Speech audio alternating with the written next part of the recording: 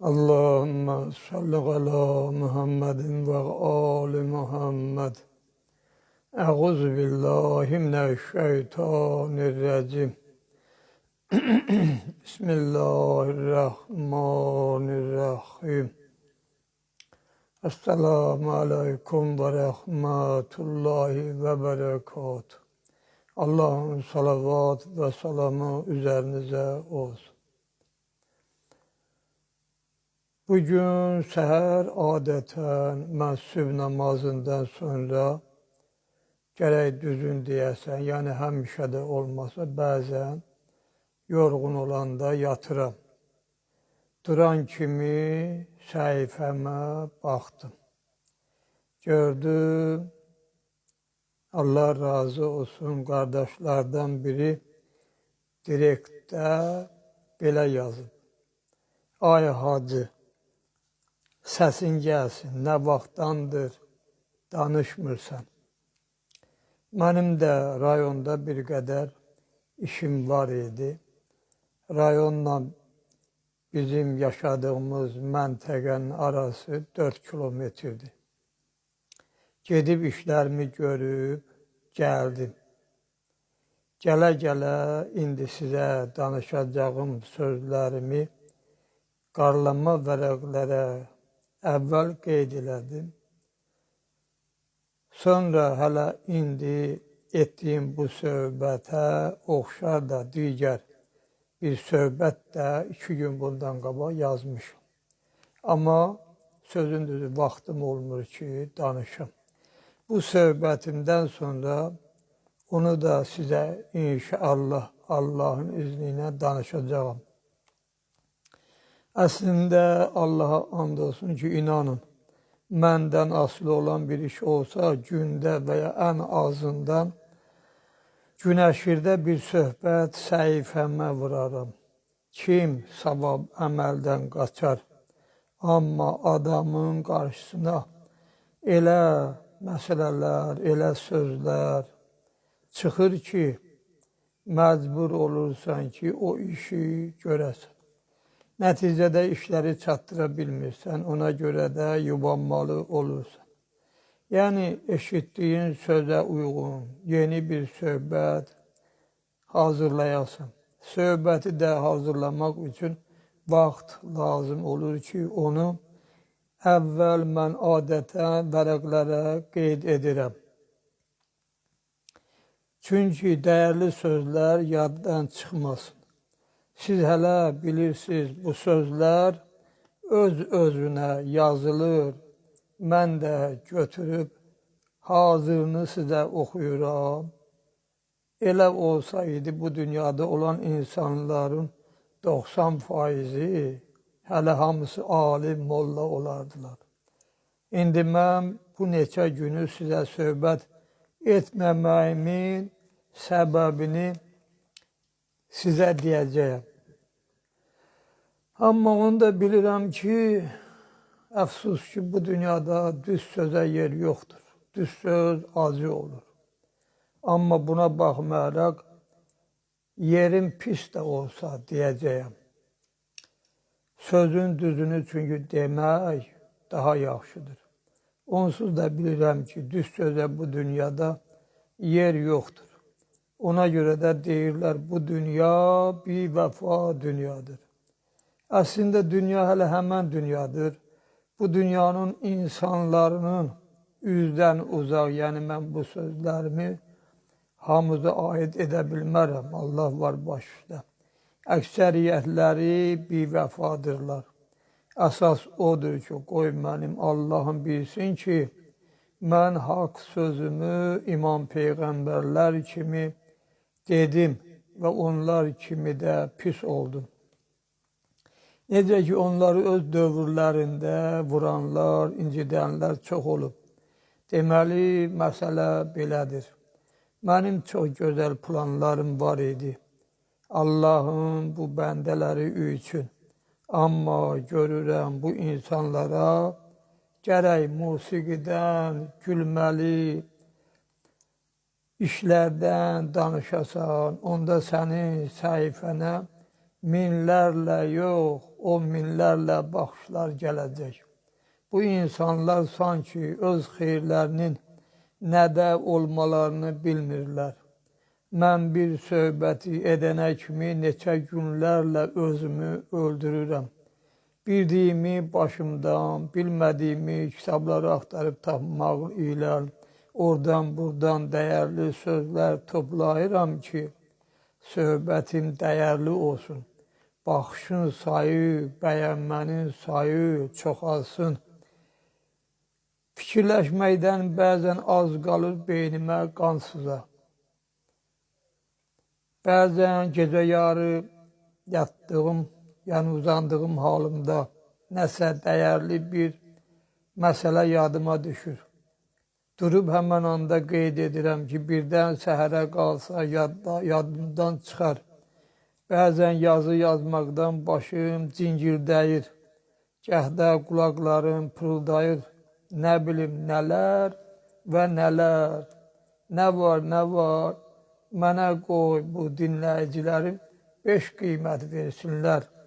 Əslində mən nə edirəm? Allahıma xatir edirəm. Nə 5 almaq üçün edirəm, yəni bunu söz gəlişi deyirəm də. Nə də mənə bəhbət deyilməsi üçün. Bu sözü mən zəravata deyirəm. İnsan nə gözəl əməl etsə gərək Allaha xatir edə. Əgər Allah xatir olmasa oradan sənə zərrə qədər savab verilməz. Xülasə, amma bu dinləyicilər elə bilirlər ki, bu sözlər hələ qeybidən bir yerə toplanır. Hacı da götürüb 10-15 dəqiqə ərzində oxuyur və səlam. İrəlidə dediyim kimi belə olsaydı, nə var idi ki? Yəni bu qədər mənim çəkdiyim zəhmətlərimə qiymət verib bir dənə ürəyi qızartmağa əlləri gəlmir. Onu da yeri gəlmişkən deyim ki, mənim bu sözlərim, mənim söhbətlərimi dinləyərək və ürəyi qızardanlara aid deyil. Ona görə də bəzən öz-özümə fikirləşib deyirəm, vallahi hələ bil bunlar güclə adamı dəbərdirlər. Ürfüdə bir söz var, deyilir, qonşu, gəl savaşaq. Axı mən savaşmaq istəmirəm. Olmaz ki, qanqaraldan sözlər danışmayasınız, qoyun günümüzü keçirdək. Elə insanlar var, onlar ona bənzəyirlər ki, elə bir ata-ana olar, onun 5-6 övladı olar, onları o qədər naz böyüdər, ləziz yeməklər yedizdirər, xarici maşında gəzdirər, İstədikləri vaxtlarda ciblərinə pul qoyar, amma o övladlar yetkin olanda öz ata-analarına dal çevirib, onlara ot qoyar. Onları adam yerinə qoymaz, ata-ananın dediklərini etməz. Elə bir həddə gələr ki, ata-ana onlara nifrin edər və onlardan üz çevirərlər. O qədər indi dediyim kimi olan övladlar var ki, hətta öz ata-anasının evindən çölə atanlar da olub. Elə ki, əlləri çörəyə çatdı, qazanclarını qəpiyinə qədər ata-anadan gizlədib, özlərinə indidən var dövlət yığırlar və fəqət özünü fikirləşirlər. Daha bilmirlər ki, bir gün olacaq atdığımız hər addımın hesabatını zərrəsinə qədər verməli olacaq. O gün mən şəbəkədə gördüm, bəlkə sizə də rast gələnləriniz olub. Belə bir sual ortaya qoyublar ki, görəsən, həqiqətən insan bu dünyasını dəyişdikdən sonra insanın bu ruhu və ya canı diri qalır ya ölür. Mən orada bir şərh yazdım. Dedim, mənim 20-yə yaxın 100 vərəqli yuxu dəftərim var. Mən indiyə qədər bu söhbəti onda deyim, heç yerdə deməmişəm. Orada ancaq insanı təəccübə gətirən yuxular görmüşəm. Əslində bunlara heç yuxu da demək olmaz. İndi mən o yuxulardan birini sizə deyəcəyəm. Əgər siz mənim bu noyu olan yuxularımın nədən ibarət olmasını mənə deyə bilsəniz, onda mən də sizə inanaram ki, o dünya yoxdur. Əslində, onlar da dəqiq bir söz deyə bilməyiblər. Onlardan birini mən indi sizə də danışacağam. Mən onu da deyim, belə yuxuları hələ indiyə qədər heç kəsə danışmamışam. Deməli, yuxuda adi insan səsi ilə bir neçə dəfələrlə qeybidən mənə sözlər deyilib. Özü də o səslər o qədər insana ləzzət verir ki, insan oyanandan sonra oyanmasına peşman olur. Hələ istəyirsən ki, kaş oyanmaya idim. O səs sahibi mən ilə danışaydı. Onu da deyim ki, fəqət səsi eşidirsən, danışanı görmürsən. O səsin ləzzəti elə bir ləzzətdir ki, bu dünyada elə bir ləzzəti heç bir şeydən almaq olmaz. İnsan hey istəyir ki, yatsın, fəqət o səsi eşitsin. Və ya darıxırsan ki, haçan gələn gecə gələcək, mən yatacağam, yenə də həmən səsi eşidəcəm. Özü də o səs sahibi insanla sübh azanına 2-3 dəqiqə qalmış danışır. Ayılandan 1-2 dəqiqə sonra azan verilməyə başlayır. Onlardan birini istəyirəm sizə nəql edəm. 1996-cı ildən 2000-ci ilə qədər mən Kazan şəhərində olmuşam. Özüm ilə gedəndə bir çəmədan dəyərli kitablar da aparmışdım. Bir gün dediyim kimi sübh vaxtı mənə belə bir söz deyirdi. Sən 7 oğul atasısan. Bu vaxt mən oyandım. Fikir məni götürdü. Başladım öz-özümə övladlarımda olan oğlanları saymağa. 4 qızım var idi onda. Gördüm 4 oğlum da var. Demək 4 qız, 4 oğlan idi. Biri də deməli dünyasını dəyişmişdi. Oldu elə bir 5 oğlan. Amma mənə yuxuda deyilmişdi ki, 7 oğul atasısan. Biri də elə uşaqkən 4 aylıqda dünyasını dəyişmişdi. Gördüm ki, 5 oğlan uşağı edir. Mən də bilirəm ki, bu elə belə səs deyil. Bildim ki, mənim yəqin ki, 2 övladım da, oğul övladım da sizdə məni bağışlayır olacaq. 2000-ci ildə öz yaşadığım yerimə qayıtdım. Mən deməli Kazan şəhərindən evimə qayıdandan sonra ard 2 övladım da oldu. İndi sizə belə yuxulardan birini də danışmaq istəyirəm. İkinci bir yuxunu danışıram. Daha demişəm, qoy birini də deyim. Bir dəfə də yenə sübh vaxtı mənə bir səs qeybidən belə dedi. Sən bilirsən kimsən? Dedim. Mən kiməm? Dedi, sən müctəbasan. Bu vaxt yenə mən oyandım. Bu söz barəsində fikir məni götürdü ki, axı Azəri dilində, yəni Azərbaycan dilində də bizim dilimizdə müstəba sözü yoxdur. Odur ki, Fars dilindən Azəri dilinə tərcümə olan 1000 səhifəyə yaxın bir kitabım var idi. Mən həmən kitabı əlimə alıb M hərfləri olan bölmələrə baxdım. Gördüm yazılıb müstəba. Tərcüməsinə baxdım, gördüm yazılıb seçilmiş. Yəni sən seçilmişlərdənsən. Yəni əgər bərzəx aləmində insanların ruhları diri olmasa idi və ya mələklər olmasa, bəs mənə yuxuda elə sözləri deyənlər kim idi? Və ya bəzən insan düz yuxular görür. Bu nə ilə bağlı ola bilər? Xülasə, mən onlara yazdım. Əgər siz mənə o noyu qeybidən deyilən sözlərin kim tərəfindən olmasını deyə bilsəniz, onda bilərəm ki, insan öləndən sonra yox olub gedir. Yox, əgər desəniz ki, yox, həqiqətən insan ölmür, o səsi də insana deyən Allaha yaxın olan ölən insanların ruhlarıdır və ya imamların, peyğəmbərlərin və mələklərdir, müqərrəm mələklərdir ki, hansı insan Allaha çox yaxındırsa, Allah Teala elə insana özünü tanıtmağa, o dünyanın olmasına, onda daha çox inamın olmasına görə ona sanki bu barədə bildirmək istəyir.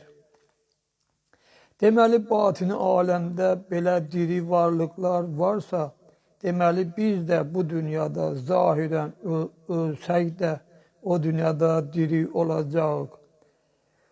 Yəni, insan bir qədər də o dünyası haqqında fikirləşməlidir ki, heç kəsə borclu qalmasın.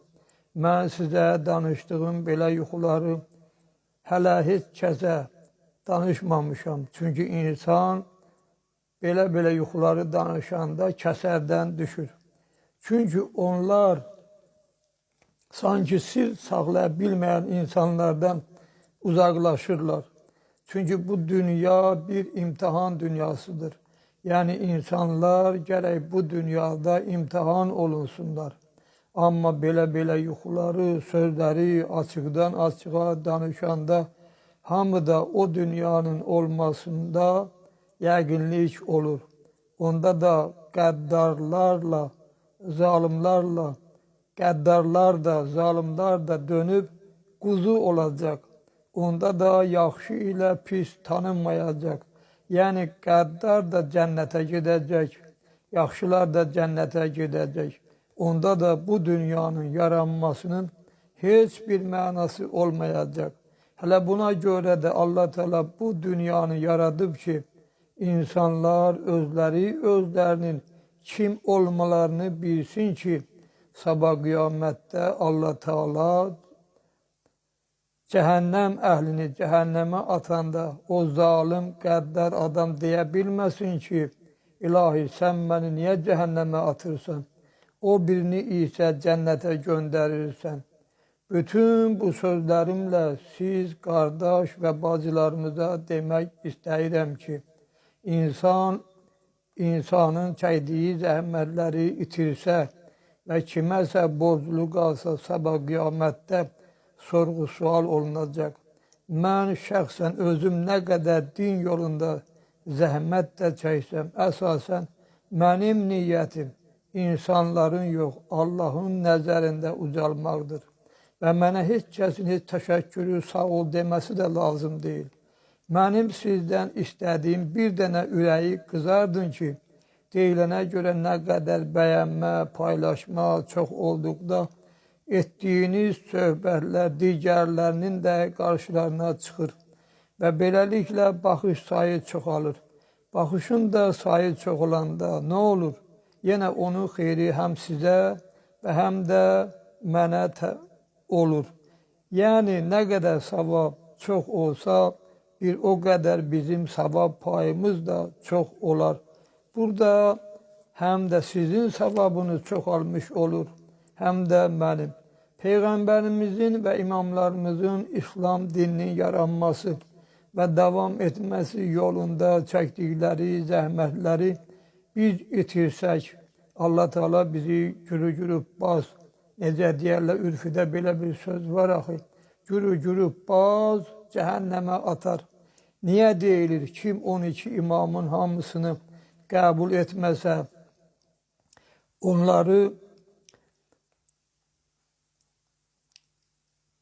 onları qəbul etməsə, yəni hansısa bir insanın sənə hansı yollasa, qəbul etməsə, yəni onlar elə bil ki, müsəlman deyirlər. Yəni 12 imamın gərək hamısını qəbul edəsən.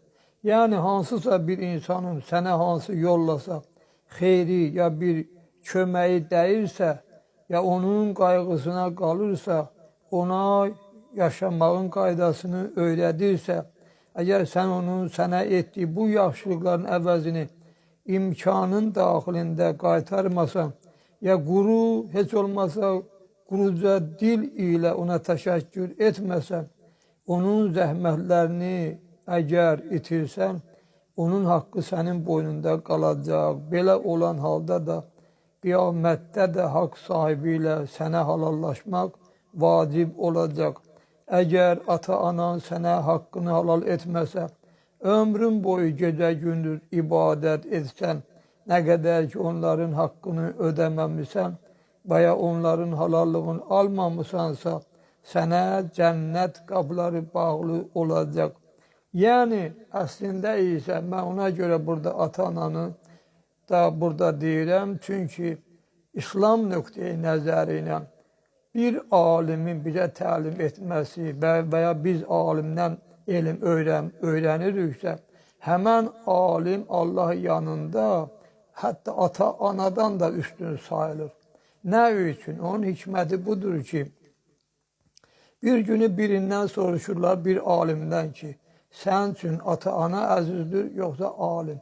Deyir ki, mən üçün alim əzizdir. Deyir, bəs bunun səbəbi nədir? Soruşan deyir, səbəbi nədir? Deyir, ona görə ki, ata-anam məni dünyaya gətirib. Elə bil ki, göydən yerə indirib. Alim isə yerdən məni göyə ucaldıb. Yəni, Allahın əzizi, hörmətli bəndəsi olmuşam. Kimin hesabına? Alimin hesabına.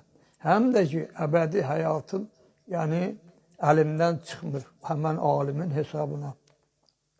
Yəni, bir dəfəlik bilmək lazımdır ki, haqq sahibləri ilə halallaşmaq və onların razılıqlarını ələ gətirmək lazımdır. İndi belə halda da ola bilər, bəzi şəxslər fikirləşər ki, bir halda ki, belədir, bundan sonra daha mən dini muizələrə qulaq asmayacağam. Bu noyu fikirləşmək əksinə daha pisdir.